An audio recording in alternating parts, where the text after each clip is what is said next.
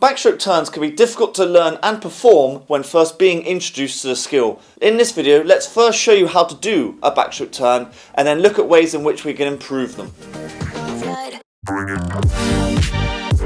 So to start with, a backstroke turn is a tumble turn, a flip turn. It's where you reach the end of the length and change direction by performing a somersault next to the wall and pushing off in a streamlined position to continue onto the next length. It's the fastest way to transition from one length to another. Performing underwater dolphin kicks off backstroke turns is really key as well, which we'll talk about a lot in this video. All the top backstrokers in the world utilise the underwater phase after their turns, as it really does make a huge difference. So at the start of this video, we're going to take you through a simple 4-step progression, learning how to do a backstroke turn, and then after that we'll give you 3 tips on how you can start getting in and out of the wall during backstroke faster than you've ever done before. The first tip I'll give you is quite advanced, but we'll get to that later on. Alright then, so when you're first learning how to do a backstroke turn, there's a very clear and obvious problem. You're unable to see where you're going. So you'll need to figure out what your stroke count is from the flags to the wall.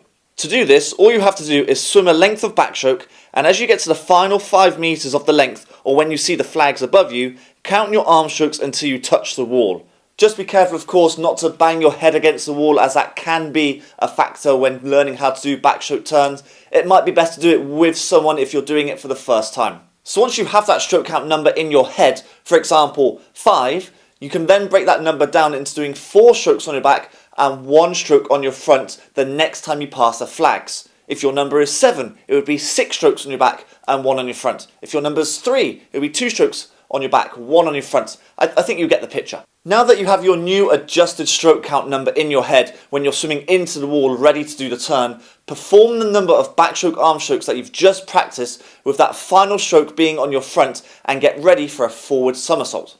Once you've hit the correct stroke count you need and you're at the wall on your front, perform a somersault and plant your feet on the wall. Basically the same as a freestyle turn. Aim to do this a couple of times to make sure you really nail that stroke count, as it is one of, if not the most important part of a backstroke turn. I don't think I need to say what happens if you get the stroke count wrong.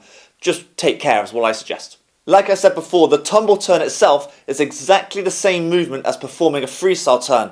Now, we've done a whole video on how to do a freestyle turn in a previous upload, which you can find linked in the corner just up here. You start by lying face down on your front, and as you begin the forward momentum for your somersault, bring your arm down, tuck your chin and knees in towards your chest, and curl up into a ball shape. The more you tuck in, the faster you rotate round. Once you've completed the somersault, you then push off on your back in a streamlined position. Adding underwater dolphin kicks immediately after your turn is essential for maintaining your speed off the wall. As I said at the beginning of the video, every elite backstroke swimmer uses the full 15 meters underwater, as streamlined dolphin kicking under the water is quicker than swimming on the surface. You should practice these kicks in most, if not all, of your training sessions to improve the fastest part of the backstroke race, and use them to your advantage when you have a competition on. If you experience water going up your nose, which could be likely if you're now just starting to learn how to do a backstroke turn, a lot of swimmers, even the elite level swimmers, wear nose clips. They prevent any water going up your nose. But if nose clips aren't something you want to use, try to keep blowing bubbles out of your nose for the duration of the turn and the underwater dolphin phase. Okay, so that's how you do a backstroke turn. Let's now move on to how you improve and increase the speed of the turn.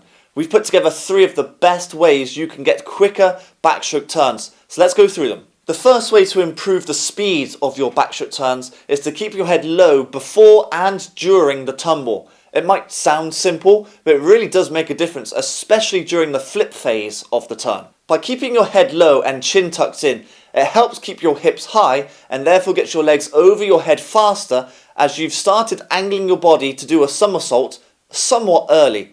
And this gives you a split-second advantage over those who don't do this. It also angles you deeper under the water, so that when you push off, you can push off underneath the incoming waves that you've created from the swimming you've just done in the previous length, and puts you in a good position to have an effective and strong dolphin kick. It might feel weird to begin with your head going down before the tumble turn, but it's only because you're not used to doing so. Give it a try in your next training session, and I bet you'll notice a difference in the speed of your rotation.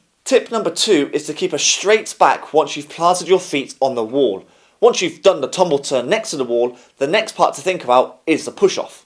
Now I'm sure every swimmer has done squats in land training before or in gym training before and have been told to keep their back as straight as possible for a stronger and more effective squat that uses the correct muscles. Essentially, the movement for a squat is very similar to doing a push off the wall after a turn. So once you've planted your feet on the wall, maintain a straight back for the push off, as this helps you to have a better streamlined position and also helps replicate the squats you've been doing in land training. That will make your push off with your legs stronger and more powerful. After saying all I've just said, hopefully you've been doing squats in land training or in gym sessions. They are important in swimming. Don't miss leg day. I know it's tough, but the benefits are high. Just think about how many push-offs you do in a swim session. Lots. Okay, and our final way to improve your backstroke turns is maintaining the swim speed into the wall. The faster you go into the turn, the faster you come out of the turn. Slowing down as you approach the wall loses all of your momentum and makes it harder to perform the turn, as you require more energy to get your legs over your head. I imagine for any beginner or any younger swimmers out there that it can be quite daunting when you're heading towards a wall backwards and head first. Plus you can't see where you're going. I can understand why it might be difficult at first to carry that same speed earlier in the length. Now I use this analogy quite a lot, but imagine throwing a ball against the wall. If you throw it softly or slowly, it will bounce back softly or slowly. If you throw it fast and at speed, it will come back fast and at speed. Same thing when it comes to turns in swimming.